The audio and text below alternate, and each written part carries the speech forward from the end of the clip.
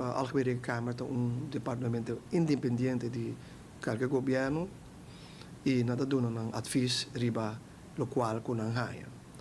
E de caso aqui investigação está indicando na 2020 não estava tem base legal para pago ng assim de quadro de ajuda financeiro na cidadano ng com a perda entrada do de crise de Covid esta fase. Covid-19 não sabe que tem pandemia, pero de caso aqui elabora pagar não legal. Então, me da querer que de crise sempre botingo actua e botingo zorg para hinan haya fundo, de caso que para placa para comer, para sobra certa promê, que o hopi rende a perda de trabalho, hotel da cera, que o governo haya uma fiança de 916 milhões de florim de Holanda, para assim que dona o pueblo de Aruba e placa com o mester.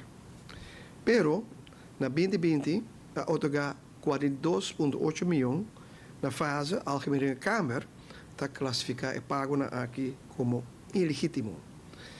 O quadro legal aqui, da Ordenança Nacional Temporal Fase, a formalizar tem 2 anos. Desde o caso que nós paga 2020, na julho 2022, ele é bem parlamento. Então, ela tarda. E sabe que não está com a comida querer que o futuro nos países não vai passar mais. E pensei, me está querer que me se para quieto no aeroporto aqui, me se analisar bom e me se zorg para o futuro nos países, nós temos já rekening na tempo.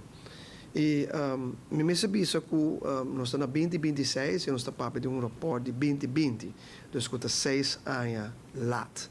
E me quer receita algo também que me quer que como parlamentário responsável para o país aqui e para ter controle riba governo e com que não mais que passa mais.